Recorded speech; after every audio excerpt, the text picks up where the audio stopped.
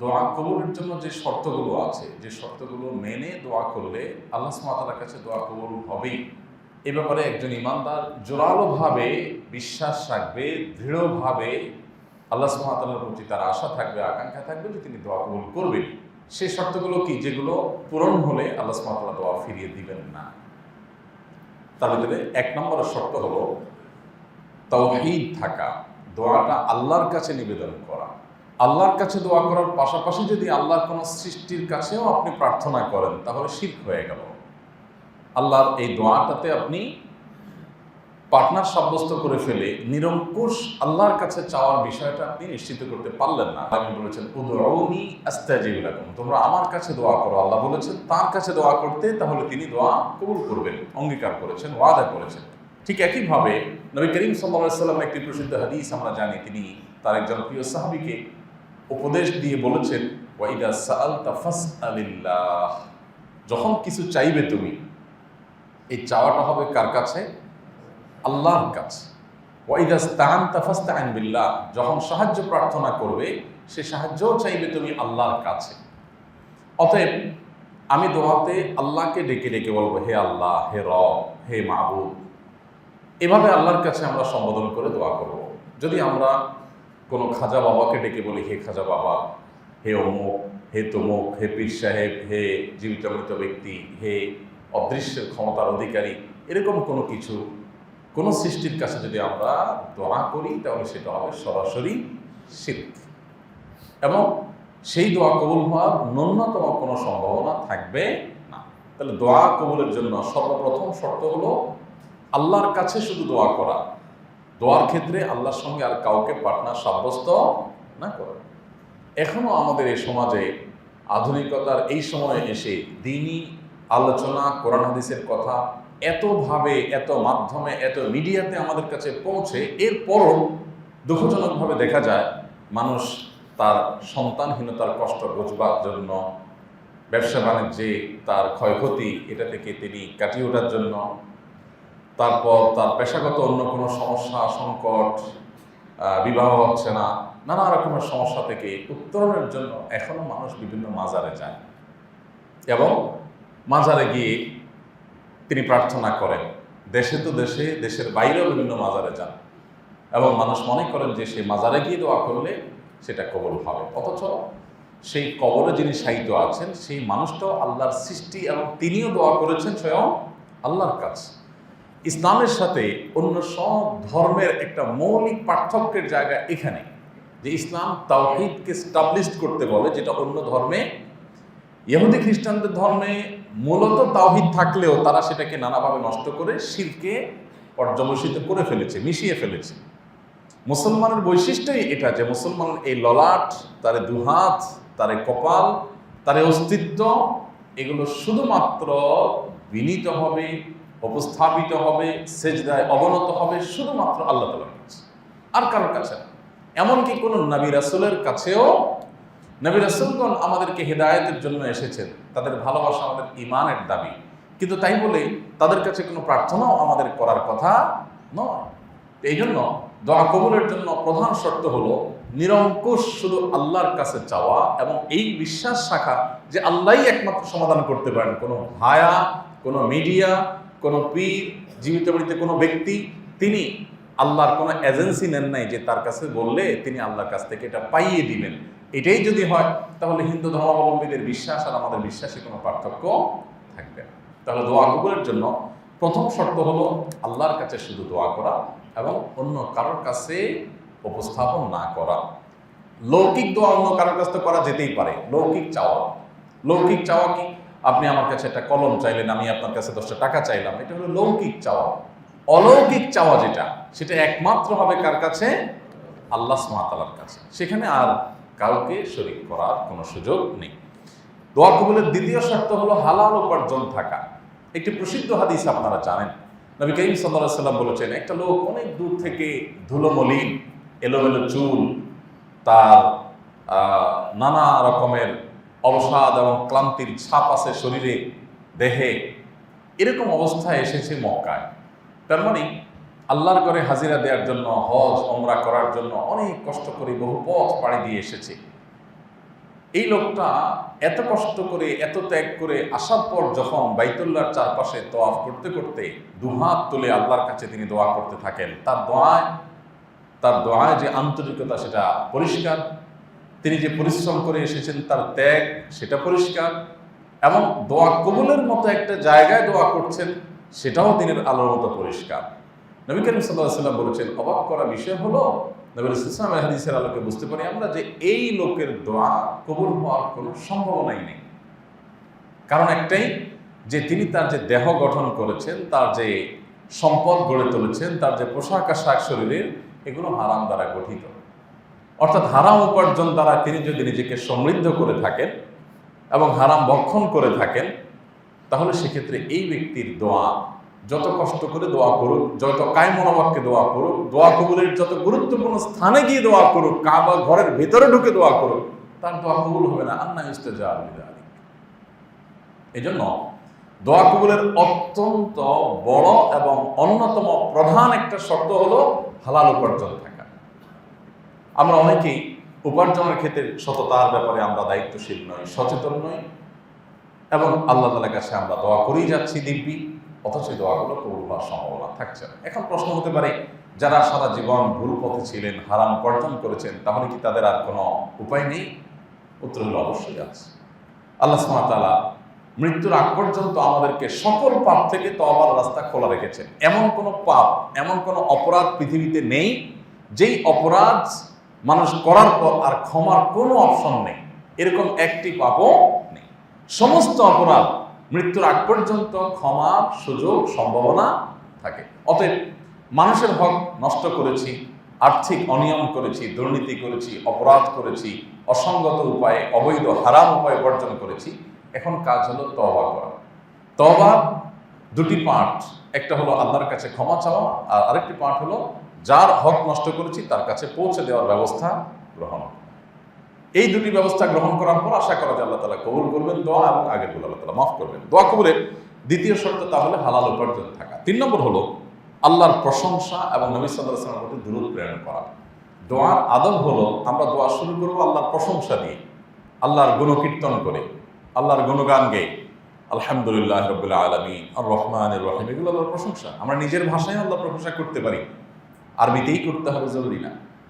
আমি আল্লাহর যে সমস্ত অবদান আমি ভোগ করছি, আল্লাহর যে সমস্ত নেয়ামত আমার প্রতি আছে, সেগুলো আমি স্বীকার করব। এরপর নবী সাল্লাল্লাহু আলাইহি ওয়াসাল্লামের প্রতি দুরূদ প্রেরণ করব। হে আল্লাহ, আপনি আপনার রাসূলের প্রতি সালাত সালাম রহমত নাজিল করেন, কারণ তিনি আমাদেরকে হেদায়েতের পথ দেখিয়েছেন। তিনি না হলে আমরা আপনার কাছে চাওয়ার পথই জানতাম না।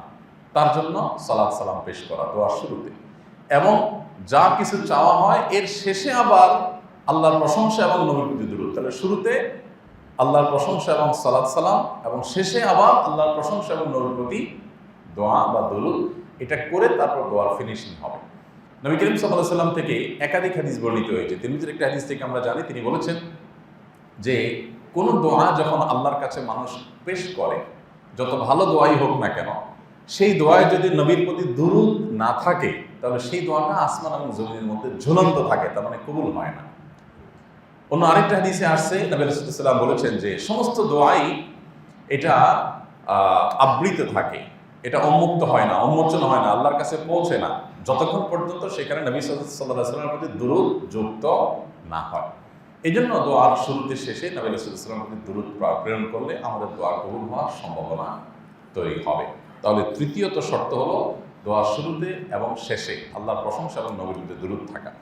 4 নম্বর শর্ত হলো হালাল জিনিসের জন্য দোয়া করা, কোনো হারাম বিষয়ে দোয়া না করা। নবী করিম সাল্লাল্লাহু আলাইহি ওয়াসাল্লাম বলেছেন, যতক্ষণ পর্যন্ত মানুষ আল্লাহর কাছে হালাল জিনিস চায়, হারাম কিছু না চায়, আত্মীয়তার বন্ধন ছিন্ন করার দোয়া না চায়। অনেকে আমরা মনের কষ্টে বদদোয়া করি, খারাপ দোয়া করি, আল্লাহ যেন আমার এই ভাইয়ের চেহারা আমি না দেখতে হয় কোনোদিন, আল্লাহ আমি আর ওর সাথে কোনো কথা বলতে চাই না, আমার সামনে যেন না আসে।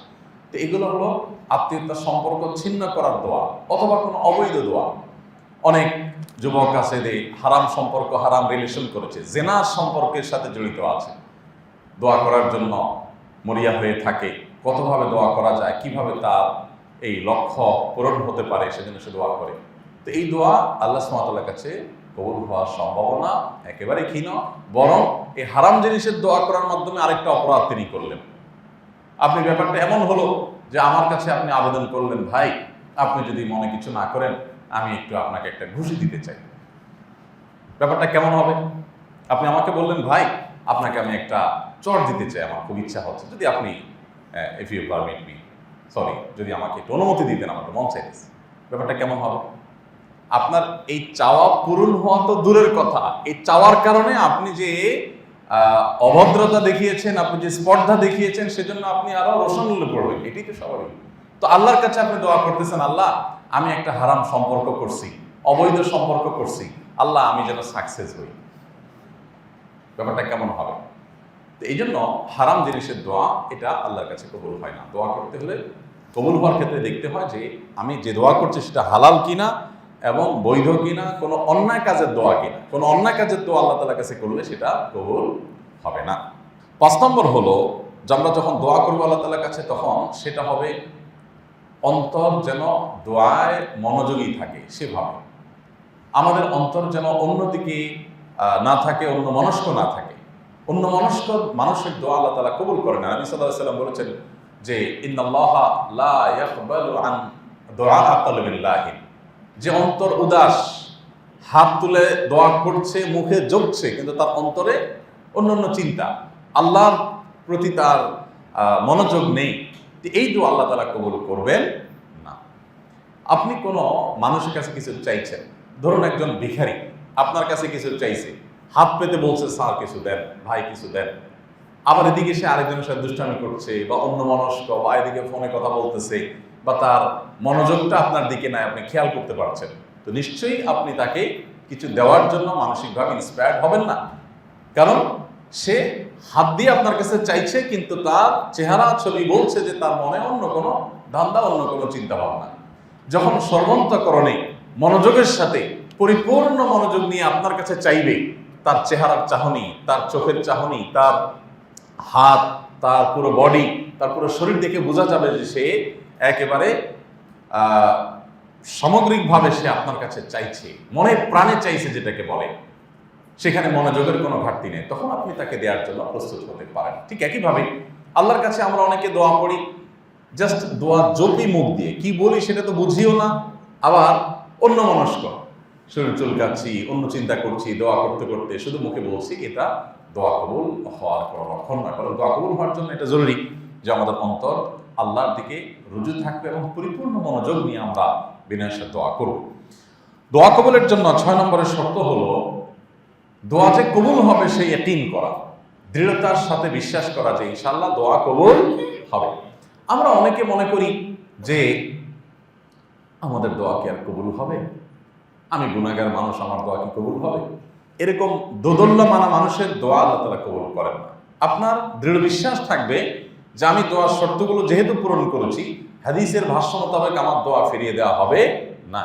নবী করিম সাল্লাল্লাহু আলাইহি ওয়াসাল্লাম বহু হাদিসে আমাদেরকে নিশ্চিত করেছেন যে বান্দা যখন দুহাত আল্লাহর কাছে তোলে, শর্ত পূরণ করে সে দোয়া করে, তো আল্লাহ সুবহানাহু ওয়া তাআলা তার হাতকে ফিরিয়ে দিতে লজ্জা বোধ করেন। আল্লাহ ফিরিয়ে দেন না, খালি হাতে ফিরিয়ে দেন না। আপনার দোয়া আপনাকে লাভবান করবেই, লুজার হওয়ার কোনো সম্ভাবনা নাই, ক্ষতিগ্রস্ত হওয়ার কোনো সম্ভাবনা নাই।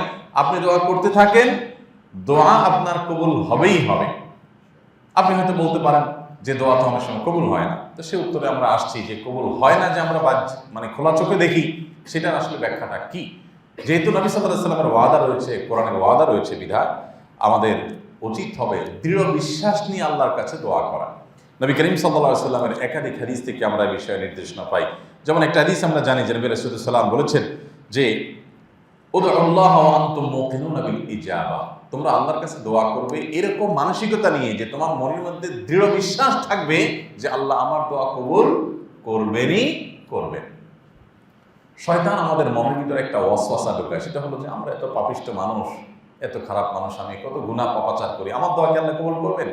আমি এক্ষেত্রে সবসময় একটা কথা বলি, সেটা হলো আপনারা সবাই জানেন আদম আলাইহিস সালামকে সৃষ্টি করার পর যখন আল্লাহ তাআলা উপস্থিত ফেরেশতাদেরকে নির্দেশ করেছেন সিজদার জন্য তার সম্মানে, এবং সেখানে ইবলিসও শামিল ছিল এই নির্দেশের মধ্যে, তখন ইবলিস সিজদা করেনি। আল্লাহর সামনে সরাসরি আল্লাহর নির্দেশকে লঙ্ঘন করা, এটা কতটা ঔদ্ধত্যের ব্যাপার। আপনার সামনে আপনার একজন কর্মচারী চোখের সামনে সরাসরি নির্দেশকে লঙ্ঘন করলে আপনার মেজাজ কতটা খারাপ হবে। আল্লাহর সামনে সরাসরি আল্লাহর নির্দেশকে লঙ্ঘন করেছে এবং অহমিকা প্রদর্শন করেছে। ভয়ঙ্কর ব্যাপার। এইরকম পরিস্থিতিতে শয়তান কিন্তু আল্লাহর কাছে একটা দোয়া করছে। কি দোয়া করছে? শয়তান আল্লাহ সুবহানাহু ওয়া তাআলার কাছে বলেছে যে আল্লাহ রব্বি ফানজিরনি ইলা ইয়াউমি ইউবআসুন। এই যে আনজিরনি ইলা ইয়াউমি ইউবআসুন, আমাকে কিয়ামত পর্যন্ত সুযোগ দেন, হায়াত যেন পাই, আমি যেন না মরি, শয়তান যেন করতে পারি। যেহেতু আদমের কারণে আমি বিতাড়িত হলাম জান্নাত থেকে, অতএব আমার এই আদমের সর্বশেষ সদস্য, আদমের সর্বশেষ সন্তান পৃথিবীতে যে থাকবে তাকেও বিপদগামী করার চেষ্টা যেন করতে পারি, আমাকে এই হায়াতটা দিতে হবে। আল্লাহর কাছে এটা চাইছে। কখন? আল্লাহর রাগান্বিত অবস্থায়, আল্লাহর অবাধ্যতা মাত্র করে সেরেছে, ওই মুহূর্তে দোয়া করেছে। আবার দোয়া করেছে কি? ইবলিসে। এরপর অংশ কি? আল্লাহ তাআলা বলেছেন ইন্নাকা মিনাল মুনজারিন, যাও, তোমার দোয়া মঞ্জুর হলো, তোমাকে হায়াত দেয়া হলো কিয়ামত পর্যন্ত। তো এই ঘটনা থেকে কি শিখলাম আমরা? ইবলিসের দোয়া যদি আল্লাহ কবুল করতে পারেন, তাও মাত্র আল্লাহর অবাধ্যতা করলো, এখন দোয়া করলো, সেটার সাথে সাথে আমার মঞ্জুর হলো, এটা যদি সম্ভব হয়, তো আমি তো আল্লাহর প্রতি ঈমানদার বান্দা, আমি তো ইবলিস নই, নাউযুবিল্লাহ। আমি তো আল্লাহর প্রতি বিশ্বাসী বান্দা। হয়তো আমার অন্যায় ভুল ত্রুটি হয়েছে, আমার তো অবশ্যই আল্লাহ তাআলা কবুল করবেন, এই দৃঢ় বিশ্বাস থাকতে হবে। সর্বশেষ এবং 7 নম্বর শর্ত হলো দোয়া কবুলের জন্য যে আমরা যখন দোয়া করবো আল্লাহ সুবহানাহু ওয়া তাআলার কাছে, তখন সে দোয়া হবে বিনয়ের সাথে এবং সীমালঙ্ঘন ছাড়া। সীমালঙ্ঘন ছাড়া বলতে চিৎকার চেঁচামেচি দৃষ্টিকটু পর্যায়ে দোয়া নয়, বরং চুপিসারে দোয়া, আল্লাহ তাআলার কাছে আস্তে আস্তে কথা বলা। হ্যাঁ, আপনি যখন বৃষ্টি প্রার্থনার নামাজ পড়বেন তখন নবী রাসূলুল্লাহ সাল্লাল্লাহু আলাইহি ওয়াসাল্লাম সুন্নাত হলো অনেক উঁচু করে হাত তোলা। হ্যাঁ, এর বাইরে সাধারণত দুহাত তুলে আল্লাহ তাআলার কাছে আপনি চুপিসারে কথা বলবেন।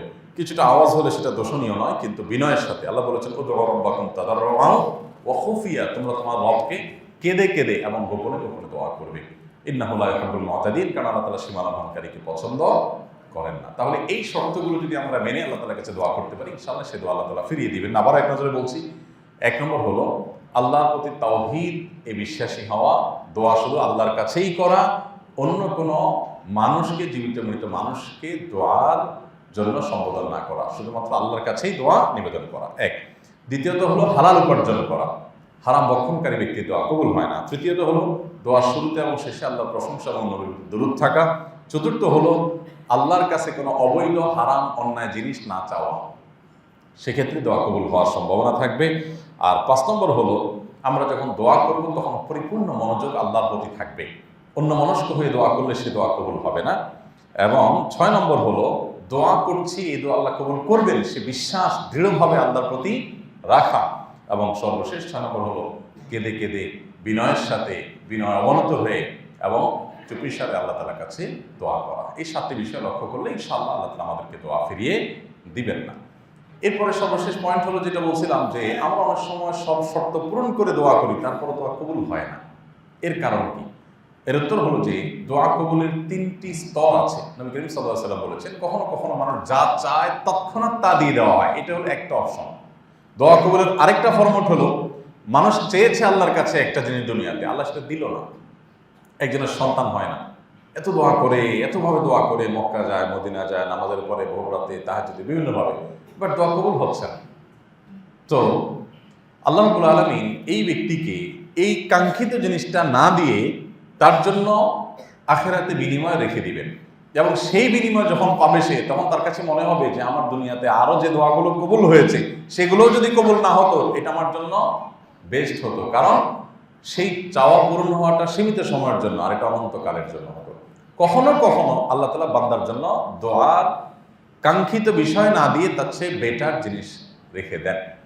আর দোয়া কবুলের আরেকটা উপায় হলো, আল্লাহ দোয়া কবুল করেন, কিন্তু সেটার প্রক্রিয়া হলো যা চেয়েছে তা না দিয়ে তার কোনো অকল্যাণ থাকে তাকে রক্ষা করেন। দেখুন, আমাদের জীবনে বহু বিপদ আসে, যে বিপদ থেকে বাঁচার জন্য আমরা আল্লাহর কাছে অ্যাপ্লিকেশন করি নাই। হয় না অনেক সময় যে একদম চোখের পাশ দিয়ে একটা কিছু চলে গেছে, আর 2 ইঞ্চি এদিকে আসলে আমার চোখটা শেষ হয়ে যেত, গাড়িটা মাত্র 1 হাত দূর দিয়ে চলে গেছে, আর অল্পের জন্য আমি নিচে পিষ্ট হয়ে যাই না, হয় না এরকম? আমি কি আল্লাহর কাছে দোয়া করছি, আল্লাহ ওই যে গাড়িটা আসতেছে আমি যেটা নিচে না পড়ি? দোয়া তো করি নাই। উইদাউট অ্যাপ্লিকেশন আল্লাহ সুবহানাহু ওয়া তাআলা আমাদের প্রতি অনেক সময় অনেক বিপদ থেকে আমাদেরকে রহম করেন। এগুলো কখন হয়ে থাকে? অনেক দোয়া আমি করেছি, আল্লাহর কাছে আমি চেয়েছি আল্লাহ এই জিনিসটা দেন, হয়তো আমার এর চাইতে বড় বিপদ আসছে, আমি জানি না, তো আল্লাহ তাআলা আমার এই দোয়াটা কবুল না করে ওইটা থেকে অনেক সময় হেফাজত করেন। খোলাসা কথা হলো, বান্দার দোয়া এটা কখনো তার জন্য ক্ষতির কোনো কারণ হওয়ার কোনো সম্ভাবনা নাই। দোয়া তার কল্যাণই কল্যাণ বয়ে আনে। কিছুই যদি না হয়, শুধু দোয়া করাটাই ইটসেলফ একটা ইবাদত, দোয়া করাটাই একটা সত্যাগতভাবে একটা ইবাদত। এই জন্য দোয়া করতে আমাদের কখনো কার্পণ্য করা উচিত নয়। নবী করিম সাল্লাল্লাহু আলাইহি ওয়াসাল্লাম বলেছেন, বান্দা দোয়া আল্লাহ কবুল করে যতক্ষণ পর্যন্ত সে তাড়াহুড়ো না করে। সাহাবীরা জিজ্ঞেস করেন, তাড়াহুড়ো কি? নবীজি বলেছেন, তাড়াহুড়ো হলো দোয়া করার পর কবুল হচ্ছে না কেন, কবুল হচ্ছে না কেন, এই জন্য অস্থির হয়ে যায়, ব্যাকুল হয়ে যায় এবং একটা পর্যায়ে সে দোয়া ছেড়ে দেয়, না অনেক করছি হলো না। এই জন্য আমাদের কাজ হলো দোয়া অব্যাহতভাবে করতে থাকা। আমার কাঙ্ক্ষিত জিনিস আজ হোক, দুদিন পরে হোক, হয়তো আমি পাবো, হয়তো আমি যা চাচ্ছি তার চেয়ে গুরুত্বপূর্ণ বিষয় আমার চাওয়া আছে। আমরা তো আসলে ত্রিকালদর্শী না, আমরা তো ভবিষ্যৎ জানি না। আমরা আমাদের চোখের সামনে দেখছি এই মুহূর্তে আমার চাকরিটা দরকার, এই মুহূর্তে বাচ্চাটা হওয়া দরকার, এই মুহূর্তে ব্যবসা উন্নতি দরকার, এই মুহূর্তে এই বিপদ থেকে উদ্ধার হওয়া দরকার। যেটুকু আমার খোলা চোখে দেখি সেটুকু আল্লাহর কাছে চাই। আমার জানার বাইরে, আমার দৃষ্টির সীমার বাইরে আমার অনেক বিষয় আছে যেগুলো আমি জানি না। যদি জানতাম তাহলে সেগুলোকে আরো বেশি প্রায়োরিটি দিয়ে আল্লাহর কাছে চাইতাম। সেজন্য আমার চাওয়া আমি পেশ করব, আল্লাহ সুবহানাহু ওয়া তাআলা আমার দোয়ার কারণে যা প্রয়োজন সেটাই আমার জন্য দিবেন।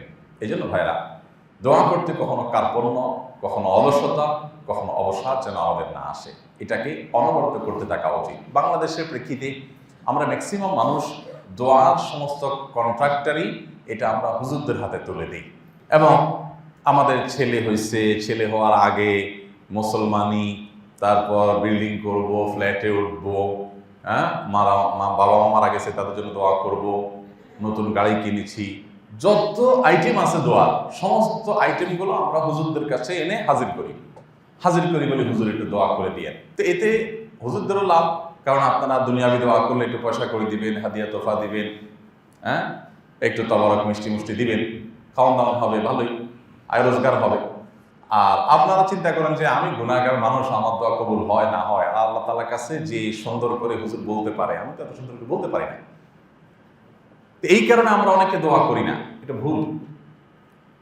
আল্লাহ তাআলার কাছে কোনো মায়ের প্যাচের কথা দোয়া কবুলের জন্য, এই যে আপনারা 7টা শর্ত শুনলেন, একটা শর্ত কি এরকম দেখেছেন যে হাদিসে কোরআনে কোথাও বলা হয়েছে যে আল্লাহর কাছে সাজিয়ে গুছিয়ে না বলতে পারলে কিন্তু আল্লাহ কবুল করবেন না? এমন কোনো কথা শুনছেন কোনোদিন? দুনিয়ার মানুষের কাছে এগুলো হতে পারে, আল্লাহ তাআলার কাছে এগুলো নাই। একজন মানুষ বোবা, তার বাকশক্তিই নেই, তার দোয়া আল্লাহ তাআলা কবুল করবেন, শুধু মনের আকুতি, এটাই দোয়া। দোয়ার মূল জিনিসটা হলো মনের আকুতিটা। আপনি মুখে খুব মায়ের প্যাচের ভাষা দিয়ে, খুব সাহিত্যপূর্ণ ভাষা দিয়ে, অলঙ্কারপূর্ণ ভাষা দিয়ে, চমৎকার শুদ্ধ ভাষায় আপনি কথা বললেন, এটা দোয়া কবুলের জন্য কোনো শর্ত নয়। শয়তান আপনাকে দোয়া থেকে দূরে সরিয়ে রাখছে এবং দোয়াগুলো সব হুজুর নির্ভর করে ফেলছে, শয়তান আপনাকে মাহরুম ও বঞ্চিত করছে। এই জন্য আল্লাহ তাআলার কাছে আমরা যখনই সুযোগ পাবো দোয়া করব। দোয়ার জন্য ওযুরও প্রয়োজন হয় না, বিনা ওযুতে দোয়া করা যায়। কেন? কারণ দোয়া এমন একটা বিষয় যে প্রতি পদে পদে করার দরকার হবে, এই জন্য ওযুর শর্ত দেওয়া হয় না। ওযুর শর্ত দিলে তো আপনি সবসময় করতে পারতেন না, আল্লাহ তাআলা এটাকে ওপেন করে রেখেছেন যাতে সবসময় আপনি করতে পারেন।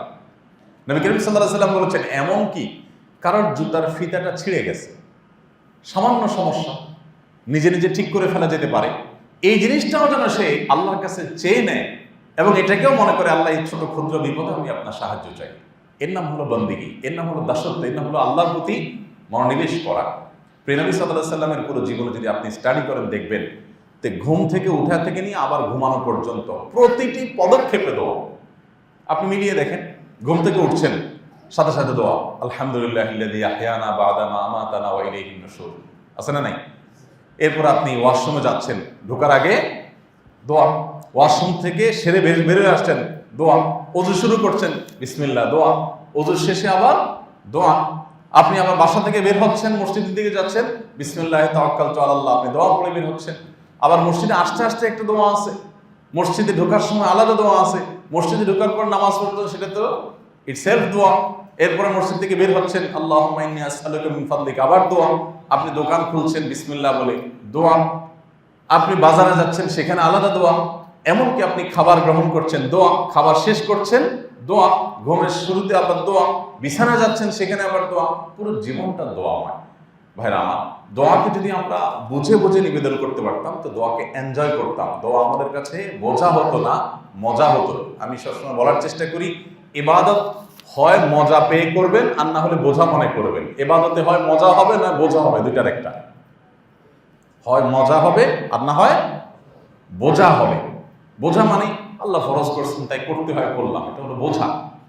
আর মজা হলো যে আমি এটার অন্তর্নিহিত বিষয়গুলোকে, নিগড় দিকগুলোকে উপলব্ধি করব, ফিল করার চেষ্টা করব। আল্লাহ সুবহানাহু ওয়া তাআলা আমাদের সবাইকে বেশি বেশি আল্লাহর কাছে দোয়া নিবেদন করার তৌফিক দান করুন। একান্তে আল্লাহর কাছে দুই হাত তুলে আল্লাহর প্রশংসা করে দুরূদ শরীফ পড়ে, দুরূদ শরীফ নামাজের যেটা পয়েন্টেই পড়েন, এরপরে আপনি নিজের ভাষায় চাইতে থাকেন।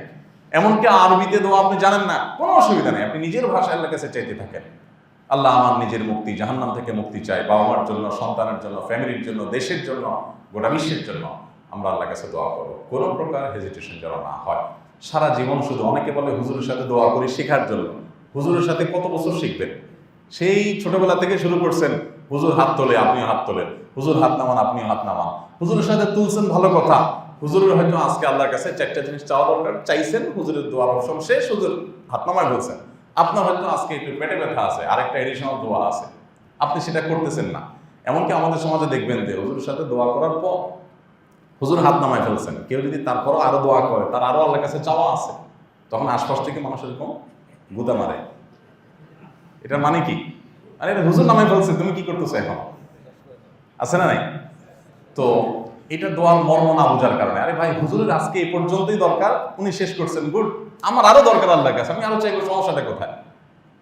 আবার অনেক সময় দেখা যায় আমি জিকির আজকার করতেছি, আমি দোয়া করবো আস্তে আস্তে, আমার মতো আমি দোয়া করবো, কিন্তু না, সেখানেও খোঁচাখুচি শুরু, আরে এখন বসে আছেন কেন, হাত তোলেন। তো এই দোয়াটা এটা ট্র্যাডিশনাল কিছু না, দোয়াটা হলো ভেতরের আকুতি প্রকাশ করার নাম। সেটা বিভিন্ন সময় আমরা করার চেষ্টা করবো। আল্লাহ তাআলা আমাদের সবাইকে আমলের তৌফিক দান করুন। জাযাকুমুল্লাহ খাইর।